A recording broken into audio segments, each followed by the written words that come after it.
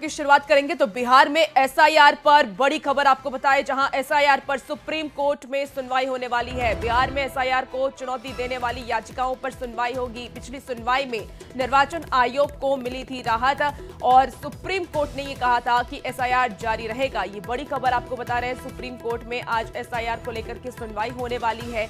जो विपक्ष की पार्टियां हैं वो एसआईआर पर सवाल खड़े कर रही हैं और इसकी प्रोसेस को लेकर के सवाल खड़े कर रही हैं। अब इस पर ही आज सुप्रीम कोर्ट में सुनवाई होने वाली है। बिहार में एसआईआर को चुनौती देने वाली याचिकाओं पर आज सुनवाई होने वाली है, तो आज का दिन बेहद ही खास अहम माना जा रहा है।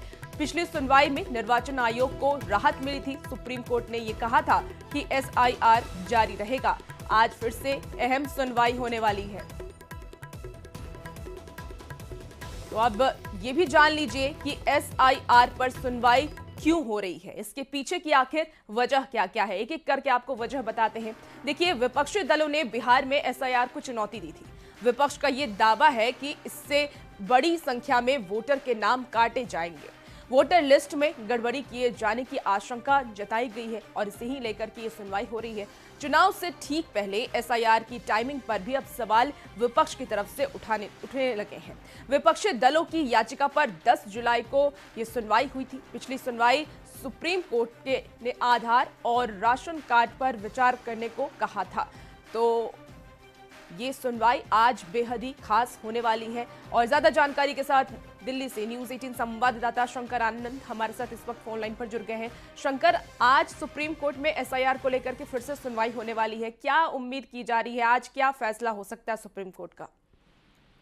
देखिए, सुप्रीम कोर्ट में पिछले कुछ दिनों पहले जिस तरह से कई याचिकाएं दायर हुई थी और कई याचिका इस बात को लेकर हुई थी कि जिस तरह से बिहार चुनाव के विधानसभा चुनाव के ठीक पहले जिस तरह से वहां पर विशेष मतदाता सूची पुनरीक्षण का कार्य चल रहा है, वो कितना सही है कितना गलत है, इस बात को ध्यान में रखते हुए उसके खिलाफ बाकायदा याचिका दायर की गई थी। कई याचिका दायर की गई थी, तो उन तमाम याचिकाओं को पिछले कुछ समय पहले सुना गया था। उसी के आधार पर अभी आगे कार्रवाई हो रही है। तो आज की सुनवाई बेहद महत्वपूर्ण होने वाली है और कहा जा सकता है कि इस मामले में आज विस्तार से तमाम बातों को रखा जाए। शंकर, क्या जानकारी मिल पा रही है, कितने बजे से ये सुनवाई शुरू होगी? तो देखिए, आज का दिन बेहद ही खास है। सुप्रीम कोर्ट में ये सुनवाई होने वाली है। एसआईआर को लेकर के सुनवाई होगी और ये मुद्दा संवेदनशील और राजनीतिक रूप से भी बेहद ही अहम माना जा रहा है। आपको बता दें कि बिहार में एसआईआर यानी कि स्पेशल इन्वेस्टिगेशन रिपोर्ट या इसको कह लीजिए कि कास्ट सर्वे को लेकर के सुप्रीम कोर्ट में सुनवाई होने वाली है। और ऐसे में आज का दिन चाहे वो राजनीतिक पार्टियों के लिए हो या जनता के लिए हो, दोनों के लिए अहम है। तो देखिए, निर्वाचन आयोग ने बिहार में स्पेशल इन्वेस्टिगेशन रिवीजन यानी कि एसआईआर से पहले चरण का आंकड़ा जारी किया है। देखिए, आंकड़े का आपको ग्राफिक्स के जरिए हम समझा रहे हैं। 7.24 करोड़ मतदाताओं का गणना फॉर्म जमा हुआ। 2.83% यानी कि 22 लाख मतदाता मृत इसमें पाए गए हैं। अभी जो आंकड़े जारी किए गए हैं उसकी जानकारी दे रहे हैं। 4.59% मतदाताओं की बात कर ले, उसके साथ ही देखिए 0.89% मतदाता यानी कि 7 लाख मतदाता का नाम एक से अधिक जगहों पर दर्ज है। ड्राफ्ट मतदाता सूची में 65 लाख का नाम कटना तय माना जा रहा है और 1 अगस्त को इलेक्शन कमीशन बिहार का ड्राफ्ट मतदाता सूची जारी करेगा।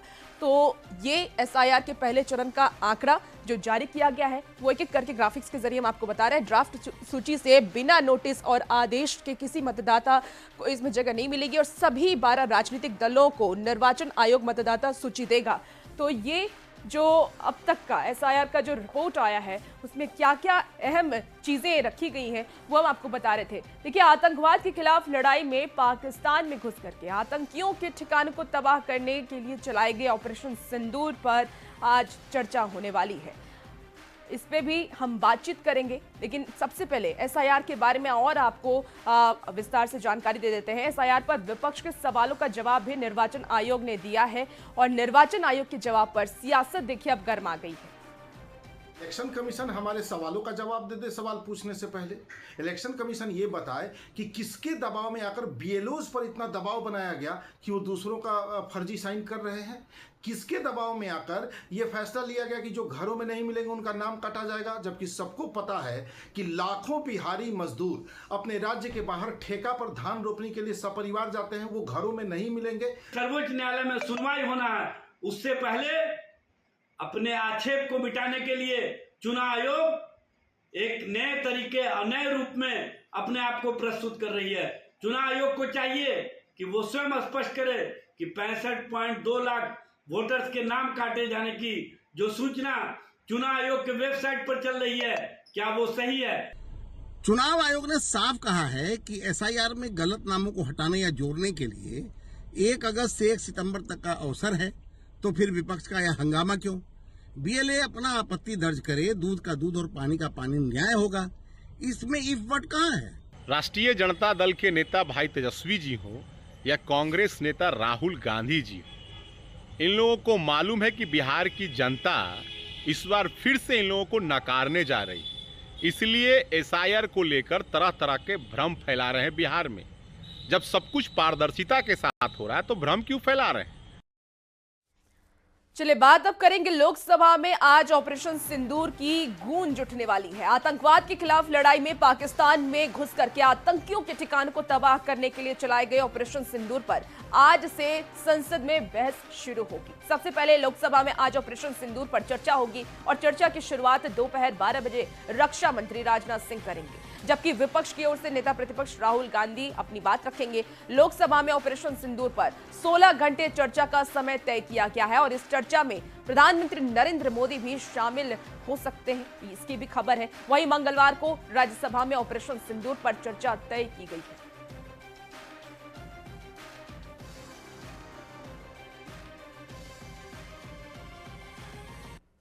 तो ऑपरेशन सिंदूर पर आज लोकसभा में महाबहस होगी। जेडीयू सांसद संजय झा ने यह कहा है कि अच्छा यह है कि इस बहस के बाद देश दुनिया को भी भारत के इस ऑपरेशन के बारे में पता चल जाएगा और सारी चीजें सबके सामने आ जाएंगी। अच्छा ये डिबेट हो जाए, एक बार देश की जनता को सब पता ही है जो घटना हुई है। और सबसे बड़ी बात है इसमें आर्मी और एयरफोर्स का जितना ज़बरदस्त काम हुआ है, जो हमारे सैनिक हैं, एयरफोर्स में जो लोग हैं, वो आपने देखा है, जो इधर उधर से लेकर के ड्रोन वगैरह लेकर के अटैक भी किया गया।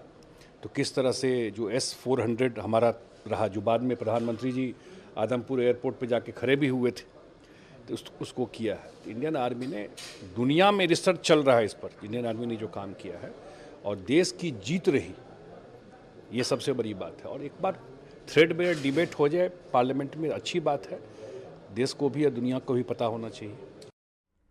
और देखिए इसी बीच बड़ी खबर सामने आ रही है। आरजेडी विधायक भाई वीरेंद्र के बिगड़े हैं बोल। पंचायत सचिव को धमकी दी है भाई वीरेंद्र ने जूता से मारने की धमकी दी। नहीं पहनने पर भड़के हैं भाई वीरेंद्र। देखिए जूता से मारेंगे तुमको खींचकर, ये धमकी भाई वीरेंद्र की तरफ से दिया गया है। तो बड़ी खबर आपको इस वक्त बता रहे हैं, आरजेडी विधायक भाई वीरेंद्र के बोल बिगड़ गए। पंचायत सचिव को धमकी उन्होंने दी है, जूता से मारने की धमकी दी है। तो भाई वीरेंद्र की तरफ से यह धमकी दी गई, जहां उन्होंने पंचायत सचिव को जूता से मारने की धमकी दी। हेलो, हाँ भाई वीरेंद्र बोल रहे हैं। हाँ बोलिए। बोलिए, कौन बोल रहा है? रे इनसे बात करना है आपको? अरे पंचायत सचिव से मैं बात करना चाह रहा हूँ। हाँ पंचायत सचिव बोल रहा हूँ, बोलिए। अरे तो भाई वीरेंद्र को तुम नहीं पहचानता है, तू कहेगा कि बोलिए। तो अपना परिचय दीजिएगा तब ना। अरे भाई वीरेंद्र का नाम परिचय देना पड़ता है। भाई वीरेंद्र मेरा नाम है, तू नहीं जानता है भाई वीरेंद्र कौन है तुम्हारा? भाई वीरेंद्र मनेर का कौन है नहीं जानते हो तुम? नहीं जानकारी रहता तो ऐसा थोड़ा बतियाते हैं। कहाँ इंग्लैंड का है का तू?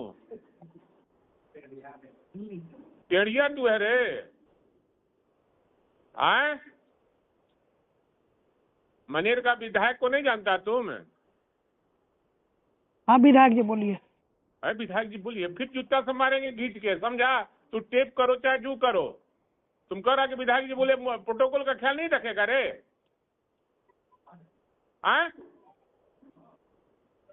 प्रोटोकॉल का ख्याल नहीं रखेगा रे? हिंदुस्तान जानता है यार। तुम कह रहे कि भाई वीरेंद्र कौन है नहीं जानते हैं? अरे बोलता क्या नहीं है?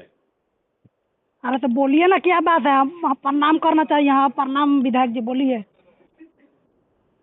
अरे ये रिंकी देवी का, हाँ रिंकी देवी का पति का बनना है, अविनाश कुमार का मृत्यु प्रमाण पत्र, हाँ, वो बनवाइए। आवेदन मेरे पास आया हुआ है उनका। आपका आवेदन गया हुआ है? कब का? देखिए, टेरहई से काम मत कर, तू कर्मचारी है, कर्मचारी सन काम कर। हाँ तो अभी प्रेम से बतियाइएगा तो प्रेम से बतियाएंगे, ठीक है ना? नहीं, जो जहाँ